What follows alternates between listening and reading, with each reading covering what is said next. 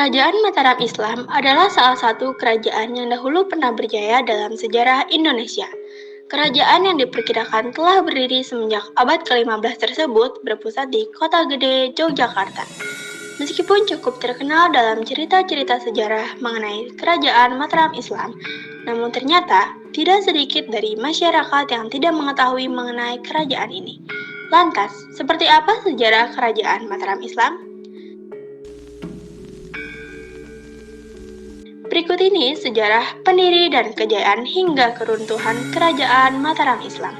Sejarah dan pendiri Kerajaan Mataram Islam berawal dari sebidang tanah perdikan yang diberikan oleh Sultan Adiwijaya dari Kesultanan Pajang kepada Ki Pamanahan sebagai bentuk balas jasa karena telah membantu dalam melakukan perlawanan terhadap Arya Penangsang. Sebidang tanah tersebut dulunya merupakan hutan atau alas bernama Mentau. Kemudian, oleh Ki Pamanahan dilakukan pembabadan atau biasa disebut dengan babat alas. Tidak kurang selama 7 tahun Ki Pamanahan membangun Mataram dan menjadikannya sebagai pusat kekuasaan baru yang diberi nama Kota Gede. Selanjutnya, setelah Ki Pamanahan wafat pada tahun 1584 Masehi, ia digantikan oleh putranya yang bernama Sutawijaya. Ternyata, selama dipimpin oleh Sutawijaya, Mataram berhasil berkembang dan mampu mengalahkan kerajaan Pajang.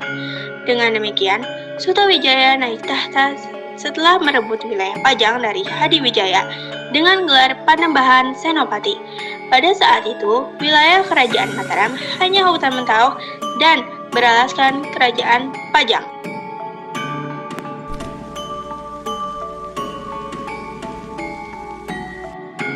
Masa kejayaan. Di masa pemerintahan Sultan Agung, Kerajaan Mataram Islam mengalami puncak kejayaan. Pada masa itu, Kerajaan Mataram Islam berhasil melakukan perluasan wilayah dan menguasai daerah Jawa Tengah, sebagian besar Jawa Timur, Jawa Barat, dan Madura. Sultan Agung juga turut aktif dalam melakukan perlawanan terhadap kependudukan VOC di wilayah Batavia. Tercatat, Kerajaan Mataram Islam telah melakukan serangan sebanyak 2 kali ke Batavia.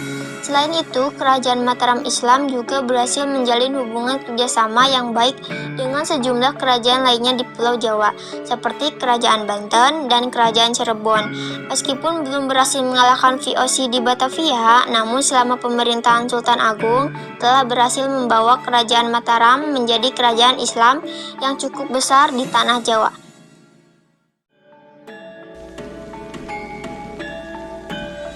Terkenal sebagai salah satu kerajaan yang aktif melakukan perlawanan terhadap VOC, namun menjelang keruntuhannya, Kerajaan Mataram Islam justru meminta bantuan terhadap VOC.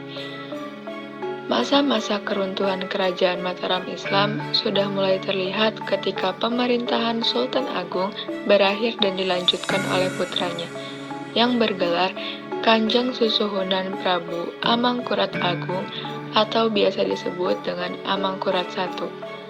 Tanda-tanda kemunduran, yakni dengan adanya serangan yang dilakukan oleh Trunojoyo berhasil memporak-porandakan pertahanan Keraton Plered yang merupakan istana dari Kerajaan Mataram Islam. Atas peristiwa tersebut, kemudian Amangkurat I pergi dan melarikan diri dari Keraton Plered serta meminta perlindungan dari pihak VOC. Akhirnya, Amangkurat I meninggal dalam masa pelariannya di Tegal pada tahun 1677. Kemudian digantikan oleh putra mahkota Kerajaan Mataram Islam dengan gelar Amangkurat II dan diterima sebagai bangsawan Jawa di Tegal. Secara umum, keruntuhan Kerajaan Mataram Islam ditandai dengan disepakatinya Perjanjian Giyanti pada tahun 1755 yang membagi Kerajaan Mataram Islam menjadi 2 bagian, yakni Kesultanan Surakarta dan Kesultanan Yogyakarta. Raja-raja Kerajaan Mataram Islam Panembahan Senopati atau Sutawijaya, Prabu Hoyokrowati atau Raden Mas Jolang, Adipati Mortoputro, Sultan Agung Prabu Hoyongkusumo atau Raden Mas Rangsang, Amangkurat I, Amangkurat II atau Raden Mas Rahmat, Amangkurat III.